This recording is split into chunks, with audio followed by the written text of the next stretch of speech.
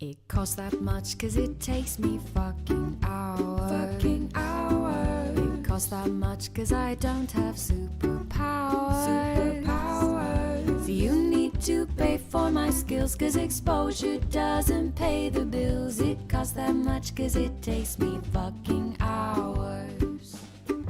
You need to pay for my skills 'cause exposure doesn't pay the bills. It costs that much 'cause it takes me fucking hours.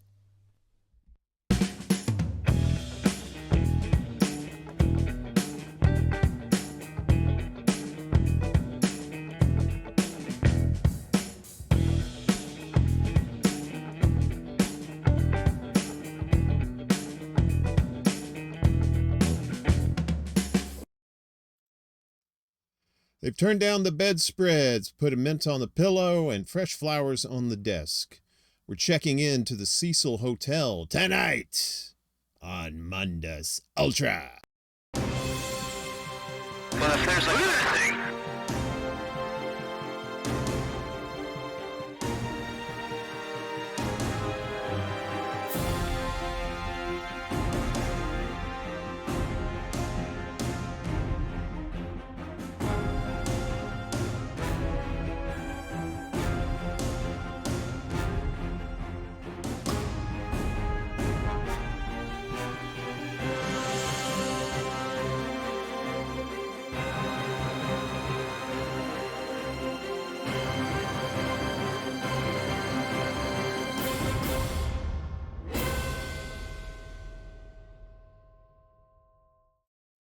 Welcome back. This is episode 5 of Mundus Ultra.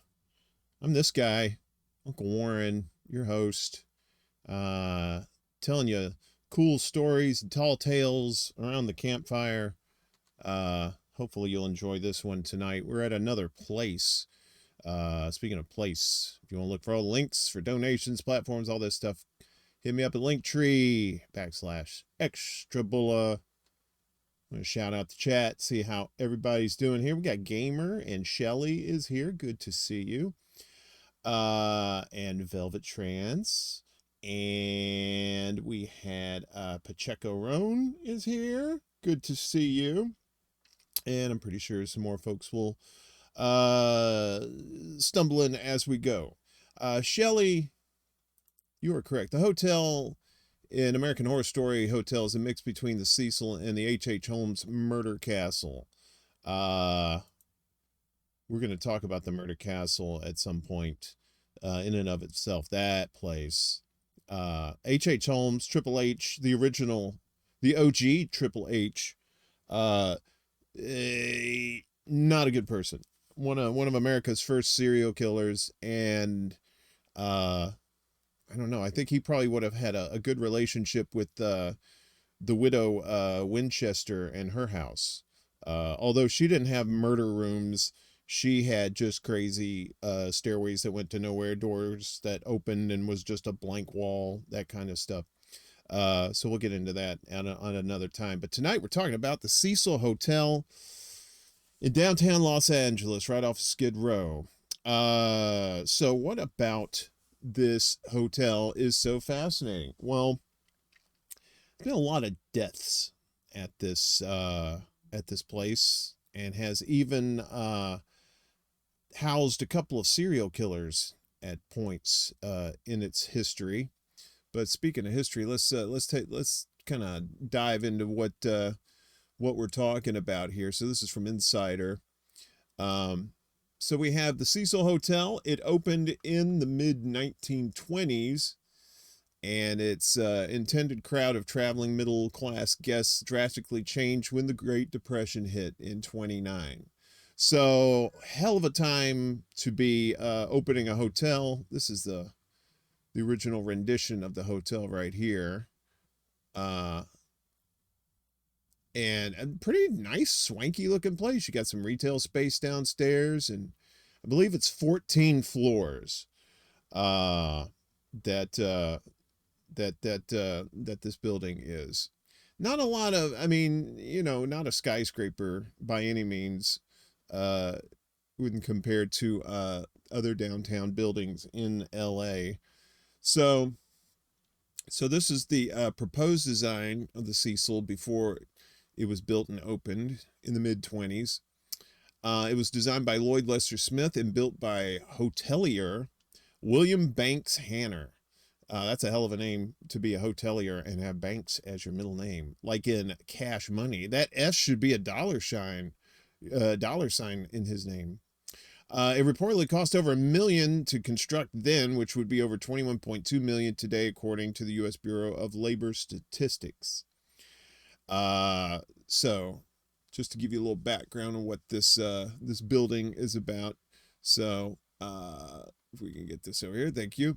The Beaux-Arts 14-floor, 700-room building on Main Street between 6th and 7th Streets in Los Angeles was intended to be a glamorous destination for international businessmen and middle-class tourists. But after the Great Depression hit in 1929, the hotel's prosperity plummeted into despair. It rented out cheap rooms for both short and long-term stays.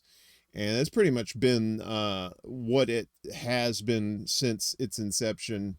In this new hostel-style setup, tenants had single rooms but shared bathrooms with other guests. The low-cost rooms, along with the hotel's proximity to Skid Row, earned Cecil a reputation for being a home to sex workers, people down on their luck, and crime.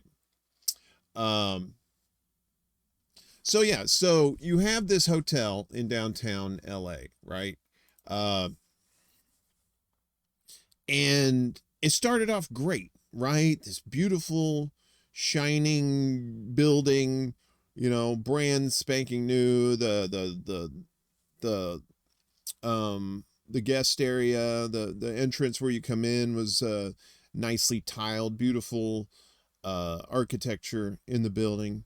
But I think it all started right. Well, it basically started before the Wall Street crash of 29.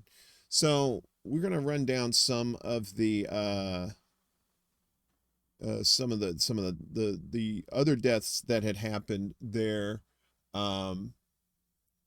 But first, I want to take a look at this real quick. So this, if you haven't seen Crime Scene, The Vanishing at the Cecil Hotel, it mainly focuses on Elisa Lam, which we're going to get to shortly. Hey, Anthony, no, you're just in time. We're just giving a little backstory to the Cecil Hotel in Los Angeles. So there's on Netflix, there's this interesting documentary, like I said, it's called Crime Scene, The Vanishing at the Cecil Hotel. I haven't checked it out yet. I've seen a lot of these videos already. I plan on checking it out pretty soon. So, because I'm all in on this stuff. So, but this is the this lady here is who is this lady? Oh, this is the general manager of the Cecil Hotel, Amy Price. So they interviewed her and talked to her about what it was like to be the GM of this place. So let's take a listen to this real quick. What do you think people imagine when they picture the manager of the Cecil Hotel? Well, unfortunately, a lot of them were thinking there's some crazy, creepy person behind the scenes that just doesn't care and is running just this hotel where all these bad things happen, and it's not true. And that's one of the reasons why I wanted to do the interview, because I want the world to see that who was actually really running really cared about the hotel and was running it properly, you know?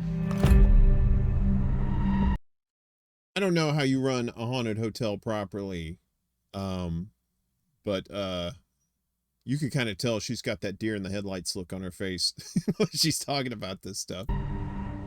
But I would say there are a lot of unique challenges when you are running a hotel like the Cecil. A lot came with the place. It wasn't even the first couple days in the job where the maintenance manager said that we had a problem. And I said, "What do you mean?"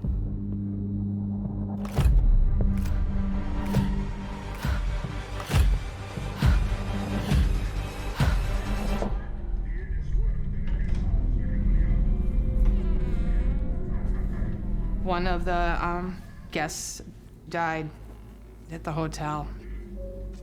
It's hard to process. It's hard to process.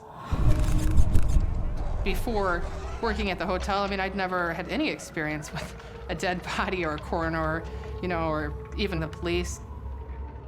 Now. That's like saying, I've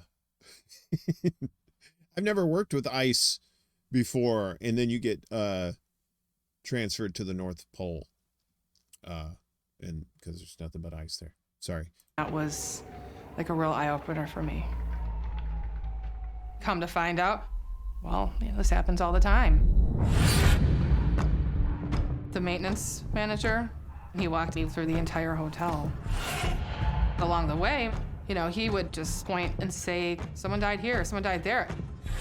Suicides, overdoses, murders. At one point, I think I just asked him, is there a room here that like maybe somebody hasn't died in? I never got used to that. Never got used to that. Is there a which one of these ain't haunted? Yeah, so this poor lady, she had to deal with this. Had to. She probably thought, well, I heard sure, a lot of hotels are haunted to some degree. I shouldn't have to worry about that. Hell, even Shelly said in the chat here, she said, I worked at a haunted hotel in Cooperstown, New York. You can work one properly. I don't know. Cooperstown, New York compared to downtown LA. I think you're talking about a whole other level of crazy there. And I'm talking about the living. I'm not talking about the dead. So, but speaking of the dead, even its early years, even before the crash, there were instances of people just committing suicide. Of course, around the time of the crash, there was a lot of people jumping out of windows because they lost their fortunes and that sort of thing. But this all started really in 1927. So as we look here, so the first person that died in the hotel was Percy Ormond Cook. The first registered death at the hotel was 52-year-old Percy Ormond Cook, and that was in 1927. In January that year, he took his own life after falling out with his wife and child. In 31, you had W.K. Norton. James Willies checked in and a week later was found dead in his room and identified as actually being 46-year-old W.K. Norton. So the search was on for finding this person. Benjamin Dodich in 32. A member of the cleaning staff found 25-year-old Benjamin Dodich after he had taken his own life in his room. 2 years later, in 34, Sergeant Louis D. Borden. Army Medical Corps Sergeant Louis D. Borden ended his life at the Cecils, thought he was struggling with bad health and wanted to die. He was age 53. So you're starting to see a trend with some of these older people taking their lives. Not really saying, I mean, well, the Percy Cook one, having a fallout with his wife and child, I mean, that can be pretty devastating. But these others, not really much to tell on them.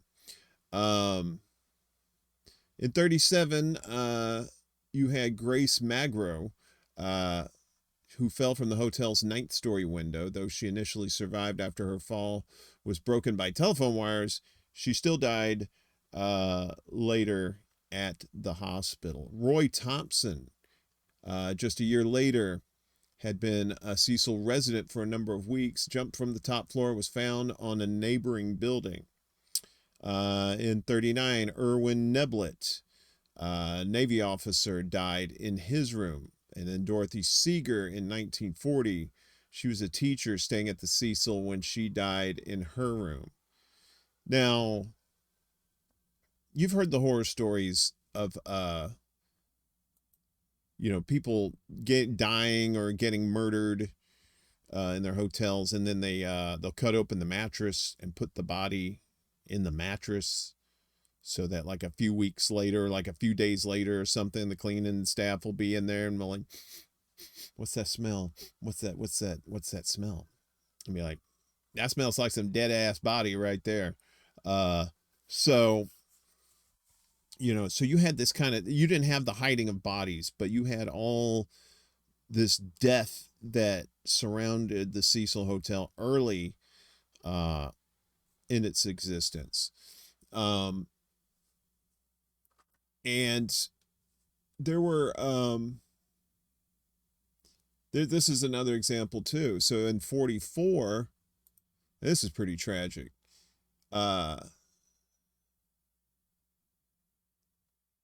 They says in 1994, 19-year-old Dorothy Jean Purcell and her boyfriend, 38-year-old Ben Levin, were staying at the hotel. It had been reported that Ben had no idea his girlfriend was pregnant.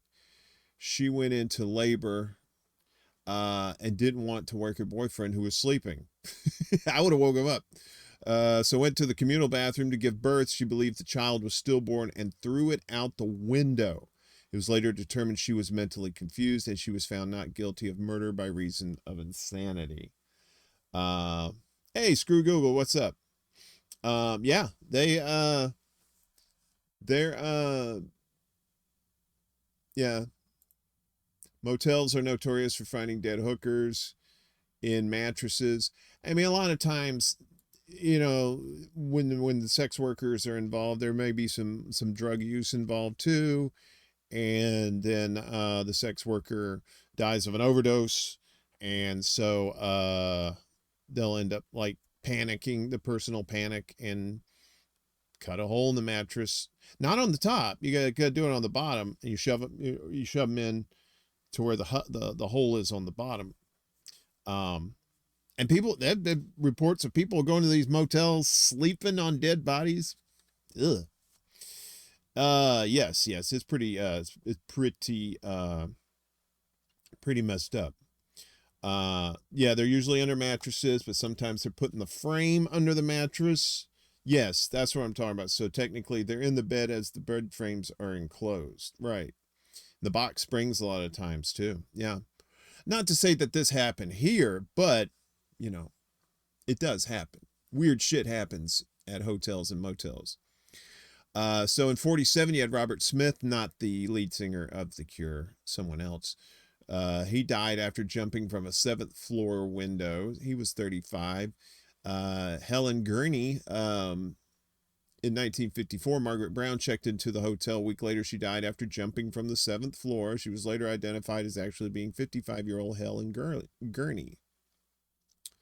So this place, as you can see here, yeah, Anthony, it's partly based on that. And Shelley seems to think that it has something to do with the H.H. Holmes murder hotel that he had too. Kind of like an infusion of the two.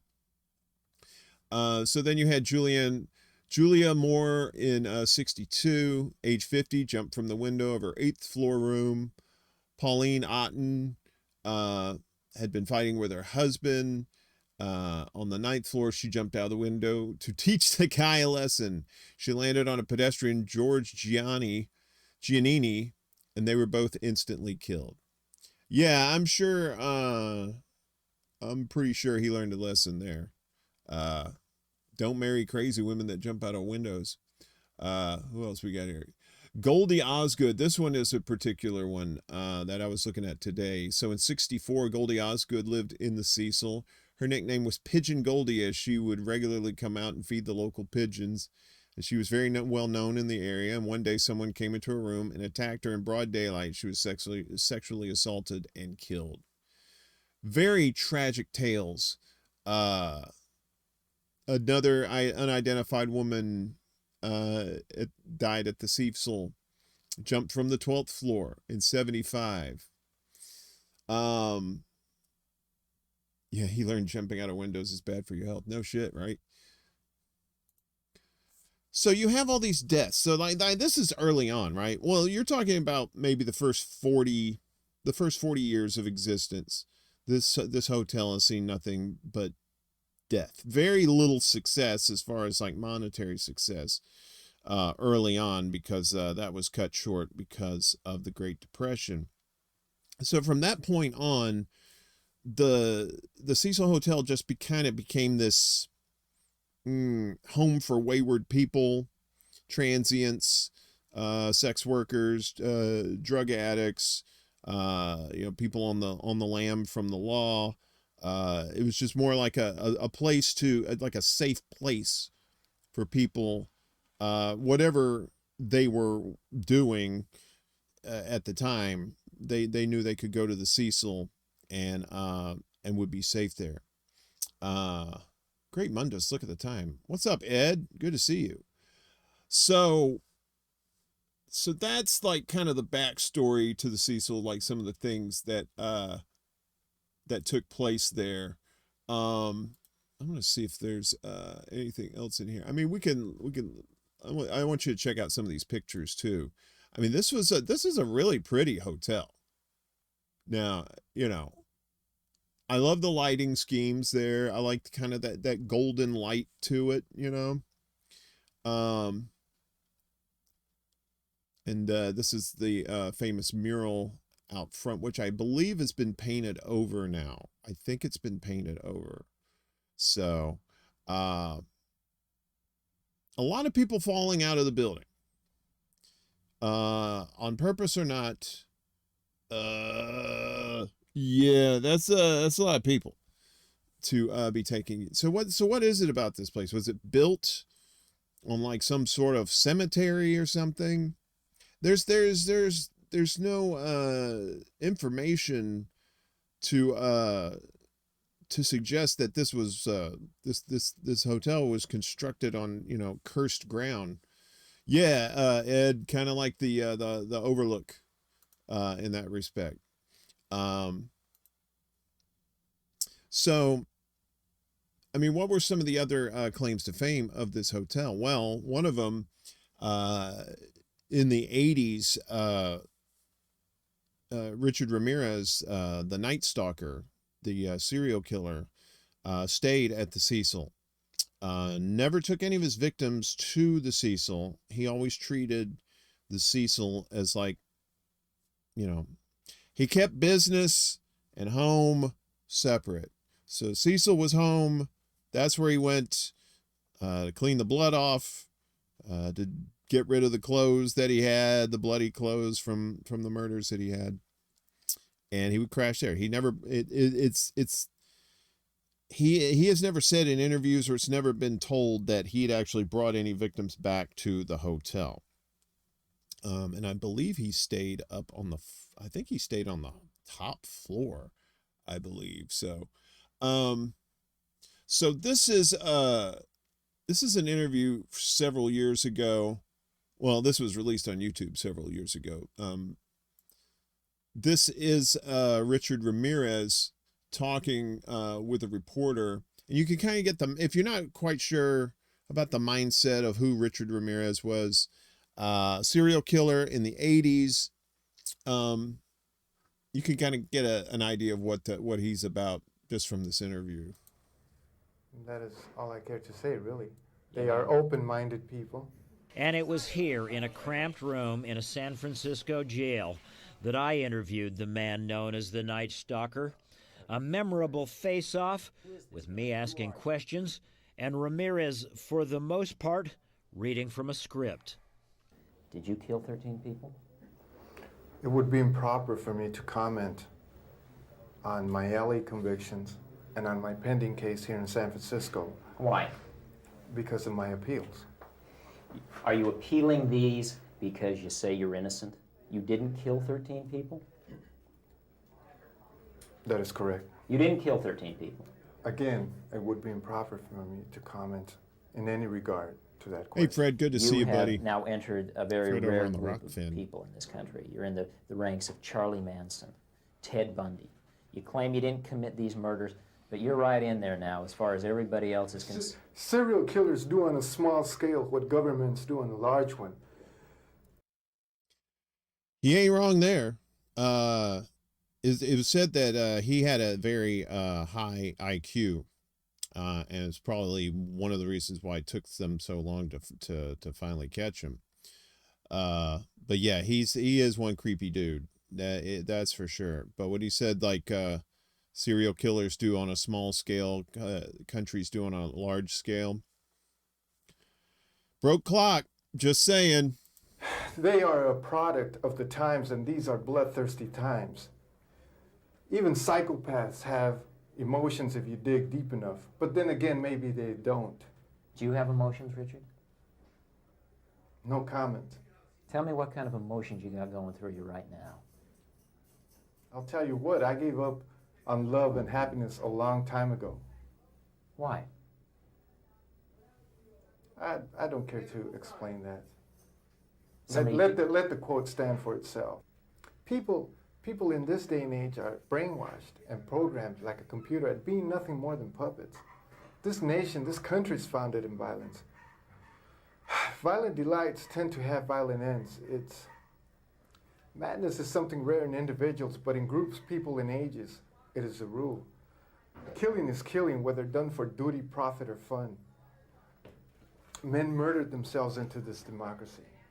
You're good at reading your script, Richard, but you're not much at answering my direct questions. A lot was made that you're a devil worshiper. Do you worship the devil? Have you ever studied Satanism? There are different sects of Satanism. Have you studied, just yes or no, have you studied Yes, Satanism? yes I have. Are you a worshiper of the devil? No comment. Come on, Richard. I can tell you. No comment. Do you worship Satan? I'd rather not say. I'd like to have my lawyer present. Is that possible? Tell you a little bit about Satanism. Well, I'm interested in hearing what you got to say then. It is undefiled wisdom instead of hypocritical self-deceit. It is power without charity. A Satanist admits to being evil. Do you admit to being evil, Richard? We are all evil in some form or another, are we not? I'm asking you the questions, my friend. Yes, I am evil. Not 100%, but I am evil. Evil has always existed. The perfect world most people seek shall never come to pass, and it's going to get worse. The great epochs of our life is when we gain the courage to rebaptize our evil qualities as being our best qualities. And Yeah, so Ramirez, not a good guy, but he was I was a serial killer, but I did stay at a Holiday Inn Express. No, you didn't. You stayed at the Cecil Hotel. So let's dig a little bit more deeper into Richard Ramirez and the Cecil.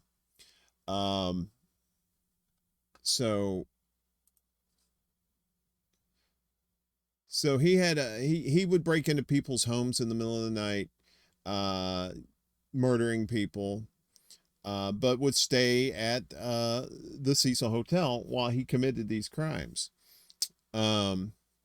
So they talk about this in Crime Scene: The Vanishing at Cecil Hotel. I haven't seen it yet, so I can't recommend it or not. But I mean, if it's more information, you know, sure, check it out, because this is a pretty fascinating story. So you had not one but two serial killers there. The first was actually the first was Richard Ramirez. So one former resident at the hotel at the time called it a lawless place, one that was so chaotic serial killers felt comfortable calling it home. One of the residents says, back in the 80s, I'd never go farther than the 6th floor. Usually the higher floors of the Cecil people used to get killed up in there. Once they got a guy in the room, they would rob him, beat him up, and throw him out the window. So if you didn't watch yourself, you might come flying out of there with no wings. So Ramirez was on the top floor, on the 14th floor. And as you know, just a little sidebar. So hotels don't have 13th floors, right? So you have 12 and then it goes to 14 because 13 is considered unlucky. No, I don't think there was I don't think there was a 13th floor, Velvet. It might have been, but normally the older hotels like that, they didn't do that. They didn't have the 13th floor. So 14 was really your 13th floor. Like I said, we don't know if he ever brought any of his victims back to the hotel. It was just a safe place for him to come home to after committing murder. And this was one of those hotels that was well known for this type of crime. This is according to Kim Cooper, an author and Los Angeles true crime tour guide, was talking about this hotel where you just felt safe there if you were a murderer. $14 a night for his room, and he liked to torture, scare, torment, kill, rape, and just basically violate humans. He was a pretty sick person. Now, one of the things I wonder about when it comes to this kind of stuff,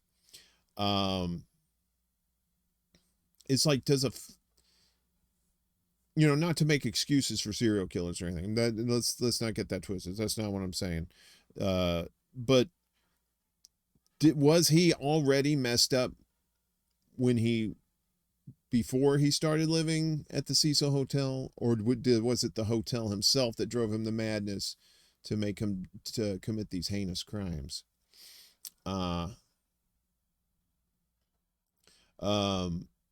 So, hey, Radical One, who do we got? Oh, Miguel. Miguel's over on Twitch. You're holding it down over there on Twitch. Good to see you, Miguel. So, yeah, so he was there. And there was another serial killer there, too.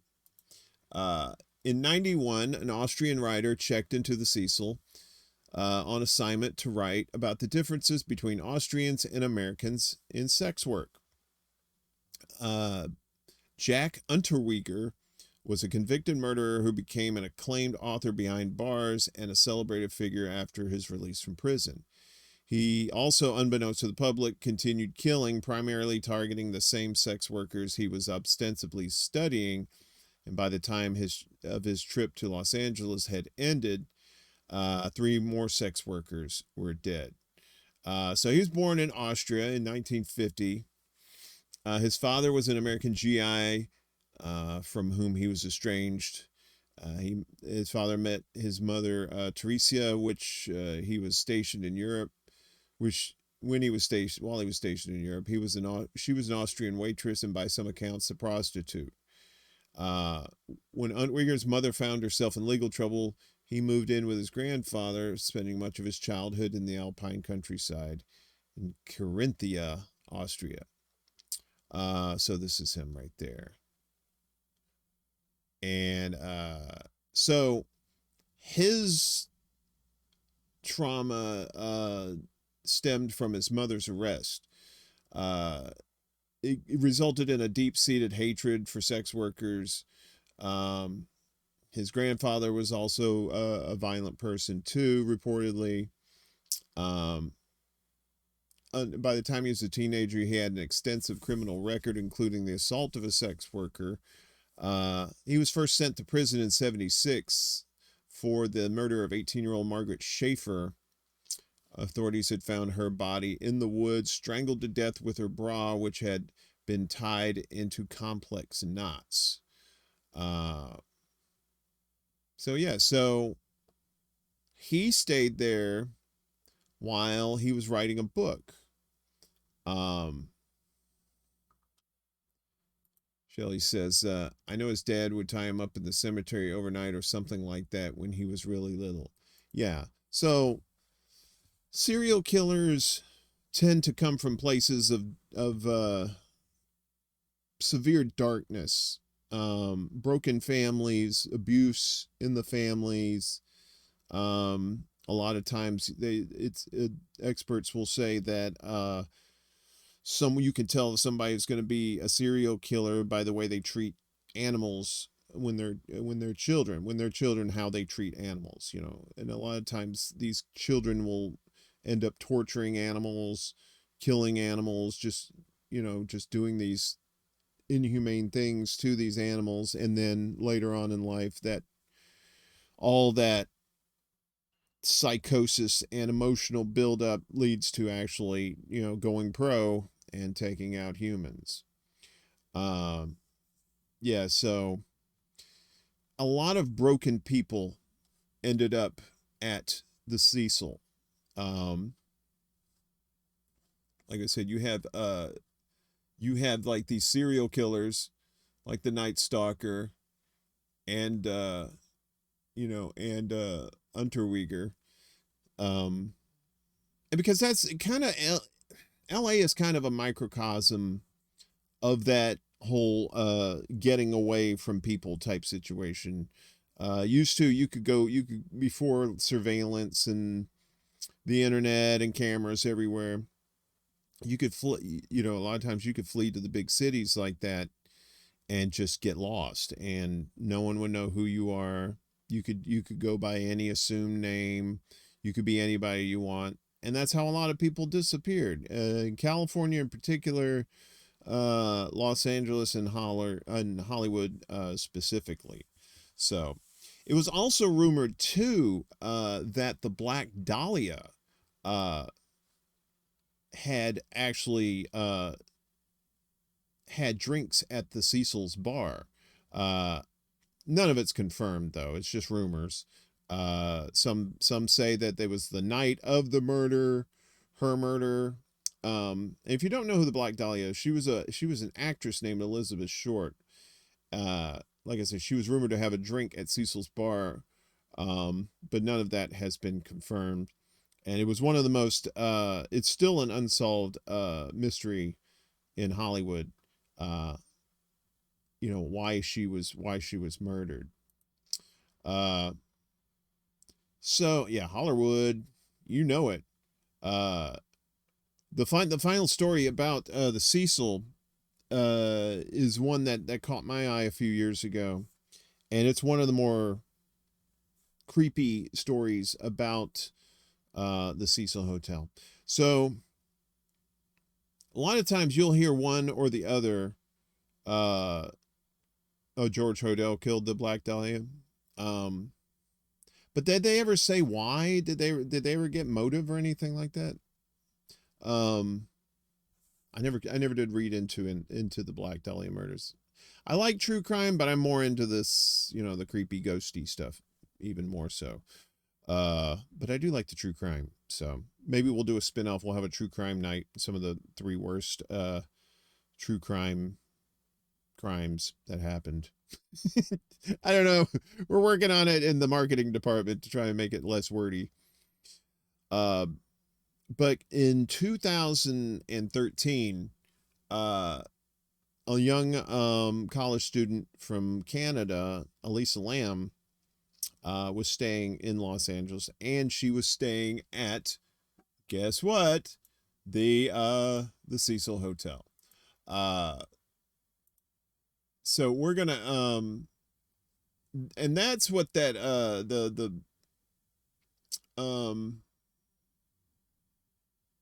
that Netflix special is more. It more focuses on Elisa Lam, which is a bizarre story. So, and we're gonna get into that in just a second. But first, before we do, if you're new to the channel, and you like what you hear, please like, share, and subscribe. And we have this thing here. Oh no! Animations that take way too long.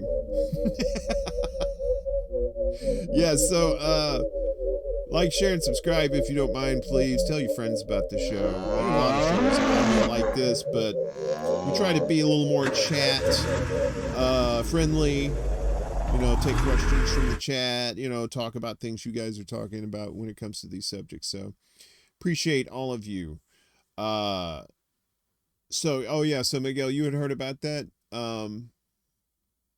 Where you saw in the news. Yeah, it's actually been 10 years since this happened. So what did actually happen with this young lady? Let's look into this. So this is from BBC.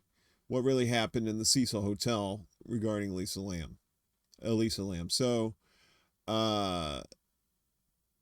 She was a 21-year-old Canadian student who she disappeared in 2013 at the Cecil in downtown LA while she was traveling across the U.S. There's a video of her in the hotel, and that's probably where a lot of people remember her from, was this crazy elevator video, which we're going to play here in just a few minutes. Before she vanished, so this video went viral. The elevator doors didn't close. She appeared to be speaking with someone unseen. Her movements were strange. She jumped in and out of the elevator. Then she vanished.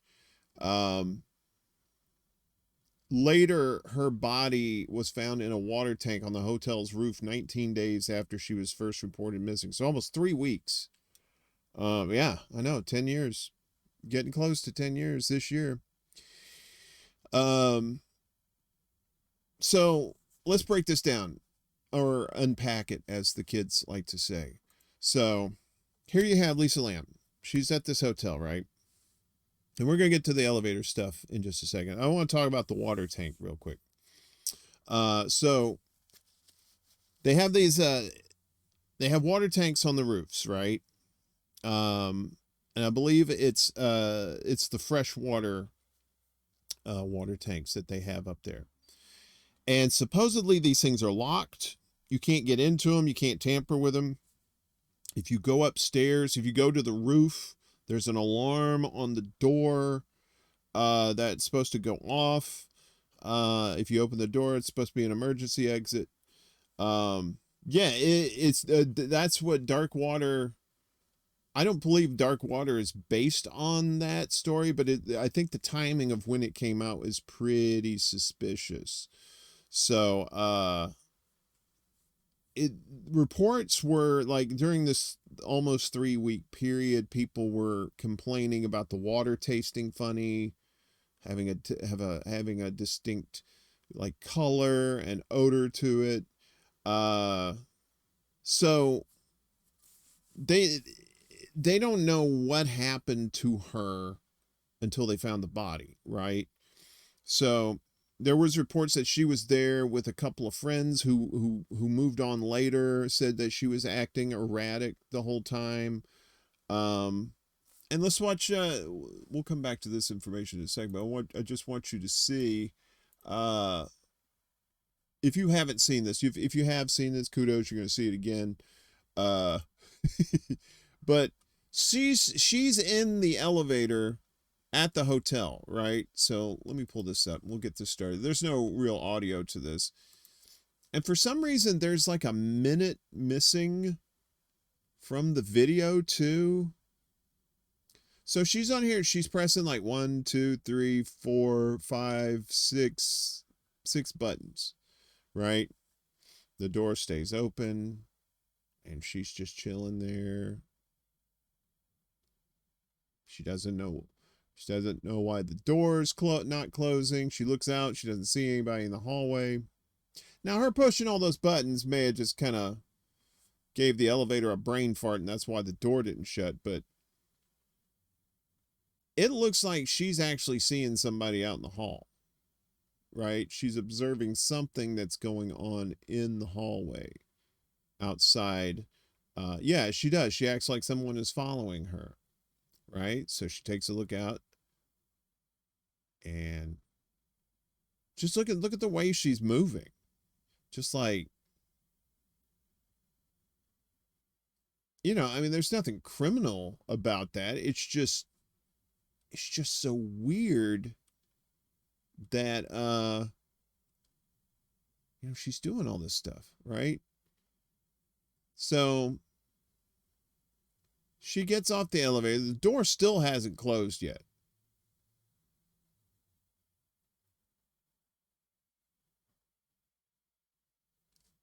Oh, wow. So she gets back in the elevator. Shelley says, I went on a crazy ass road trip with someone that was going through a psychotic break, and she behaved a bit like that, but it still doesn't explain how she just disappeared. Now, there's some theories floating around that she trying to play the elevator game, right? And she could have taken some drugs. See, what is she doing? She's like doing this little hand gesture thing out there. It looks like she's kind of talking to somebody, maybe, you know, with the hand gestures. I mean, I'm no psychiatrist or psychologist, so I don't know what a psychotic break looks like. But here she just walks away, and this is the creepiest part. She finally walks away from the elevator, and what happens?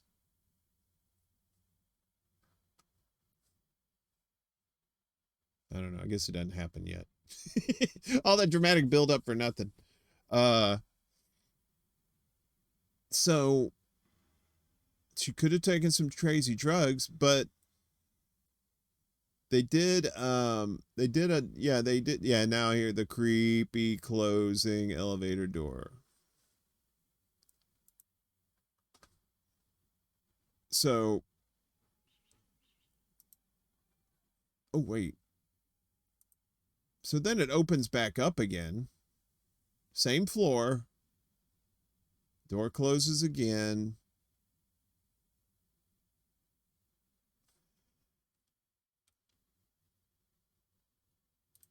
Fred says she's talking to a ghost.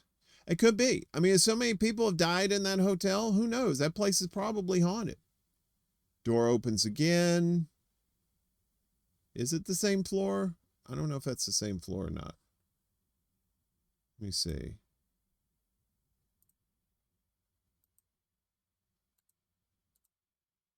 I don't think that's the same floor.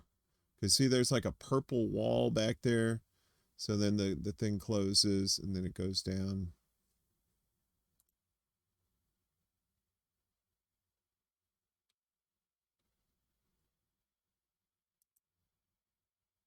Yeah, that's just wild.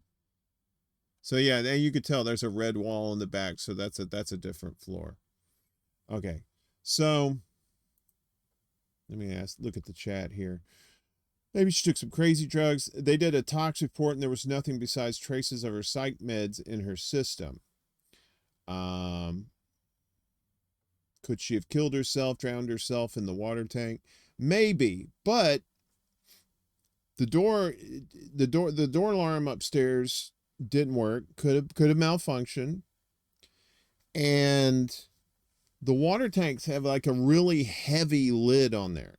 And I believe a lot of times they're locked too, because it's drinking water, right? It's water that's you use for showering and stuff. So you don't want to make anybody tampering with it.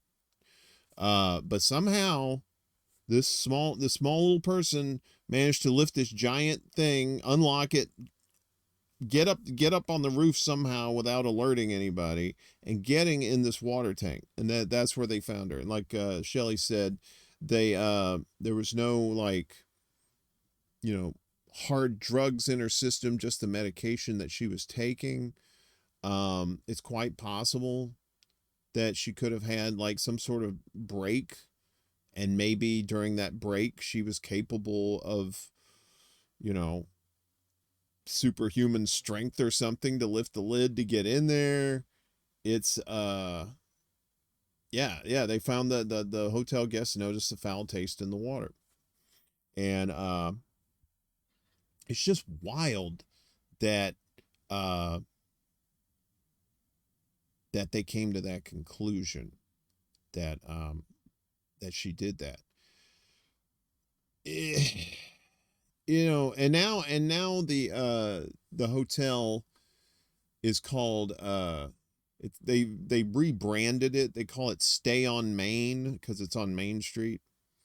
But people know it as the Cecil Hotel. And they've even, I think in 2021 they even opened it up kind of for people with low income, or if they're homeless, they were given places to stay there too.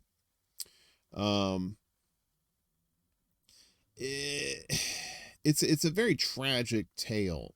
You know, this is one of these stories. It's not like a UFO or something like that with some crazy lights and stuff in the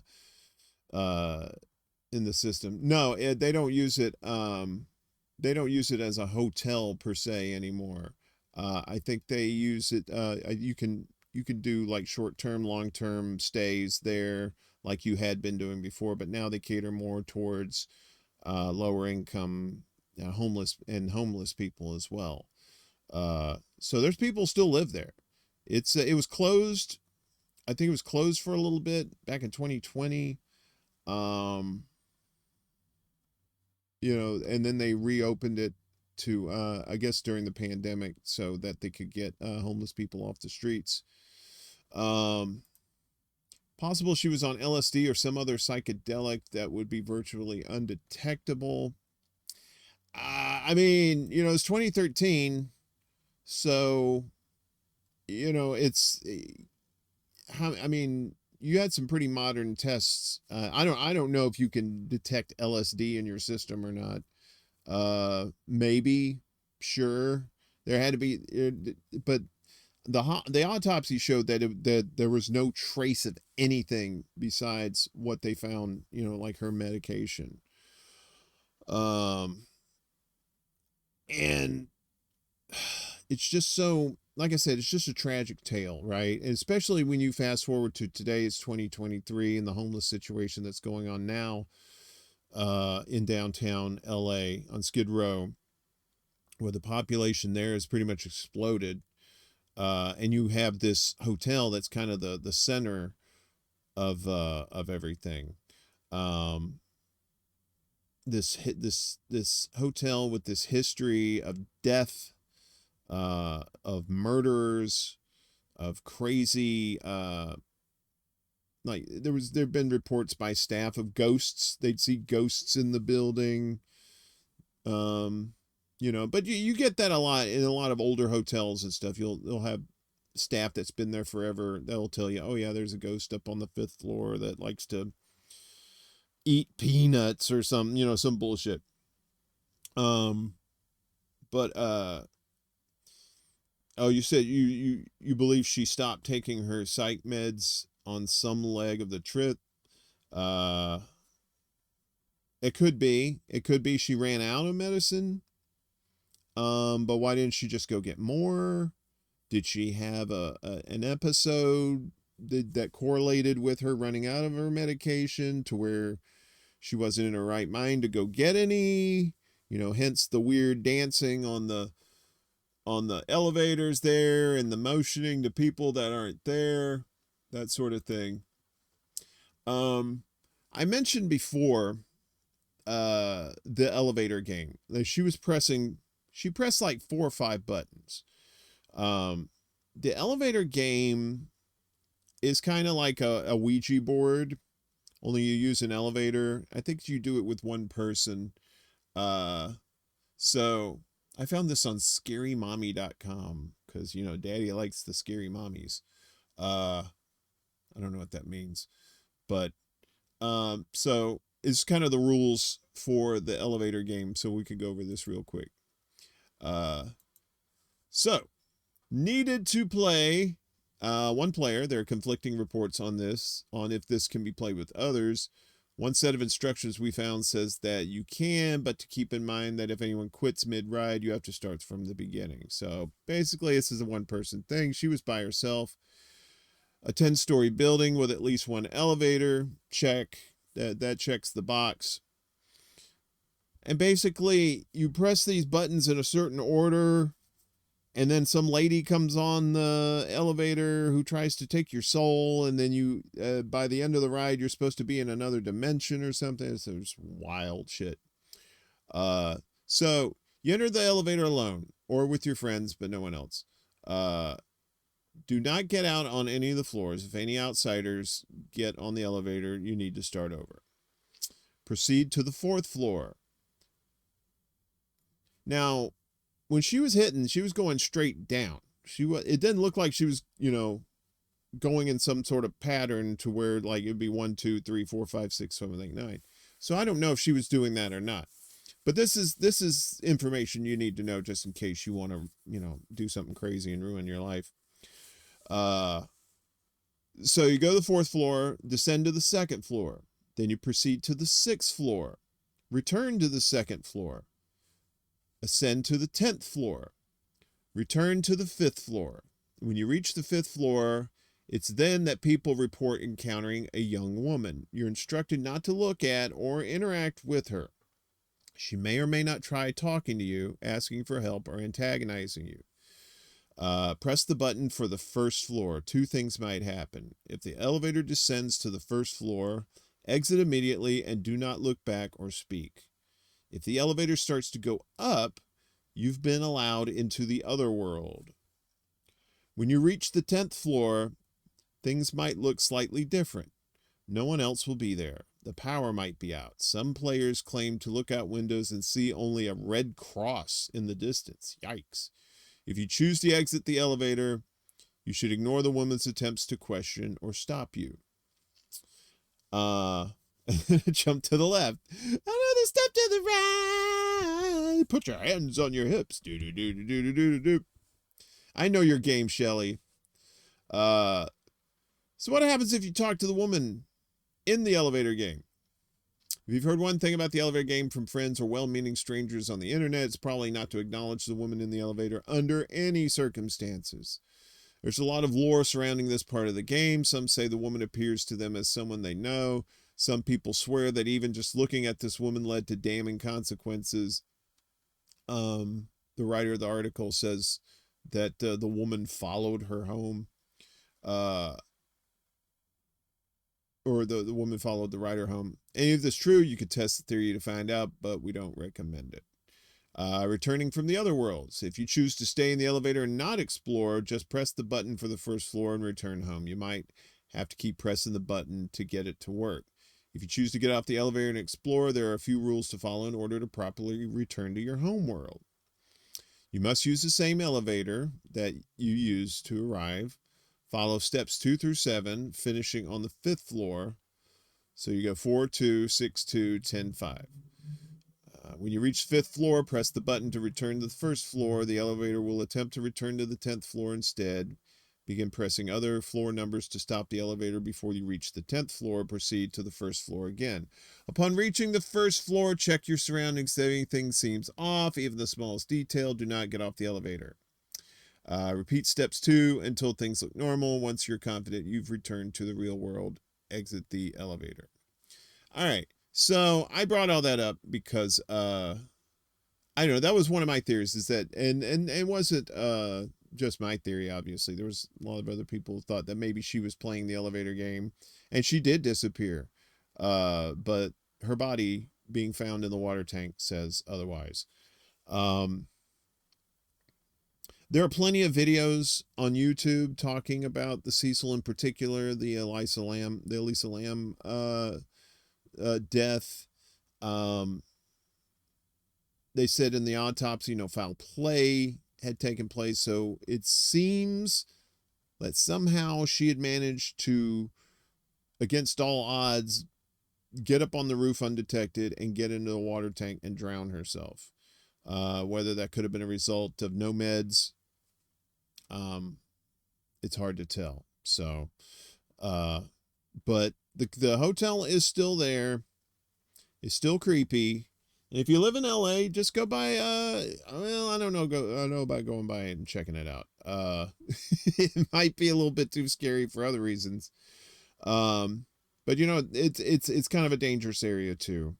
So I don't know, maybe just explore it on YouTube, and look up more about Elisa Lam and that tragic story. It really is heartbreaking too. So she's so young, and to be snuffed out so early in life is just totally tragic. So, yeah, I think it is, Gamer. I think I totally believe that the Cecil is haunted.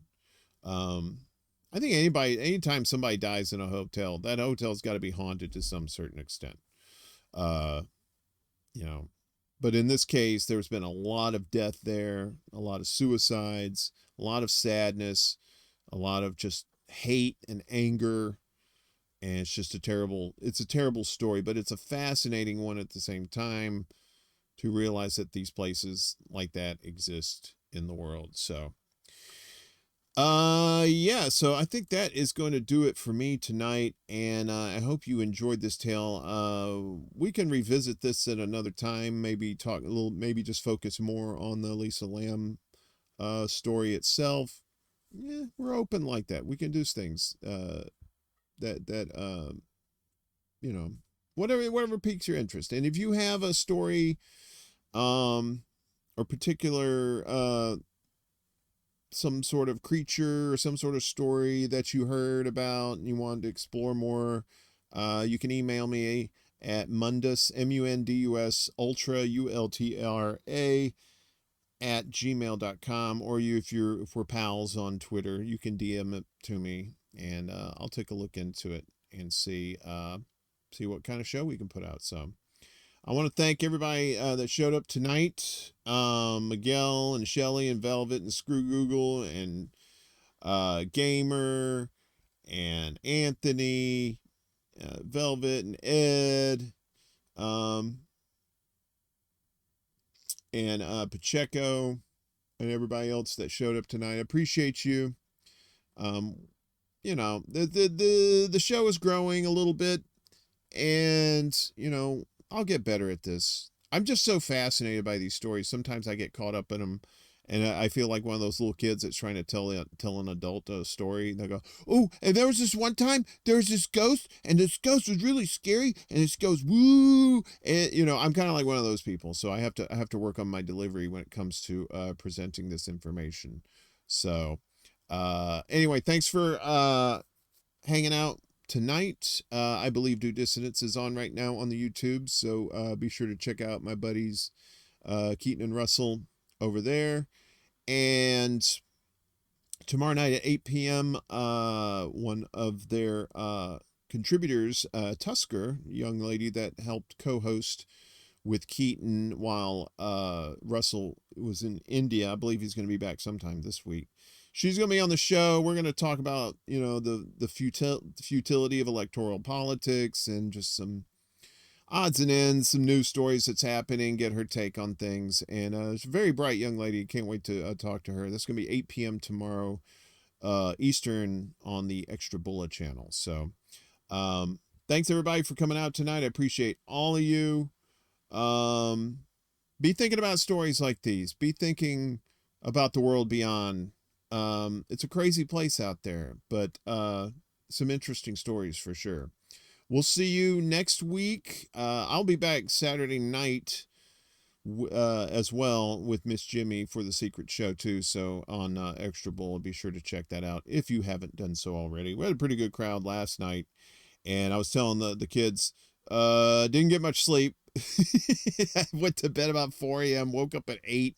Couldn't go to sleep. Couldn't go back to sleep. I said, fuck it. I'm up. So I love all y'all. I appreciate y'all. Keep thinking about these stories. They're fascinating. They'll tease your brain for sure. And we'll see you next time. Deuces.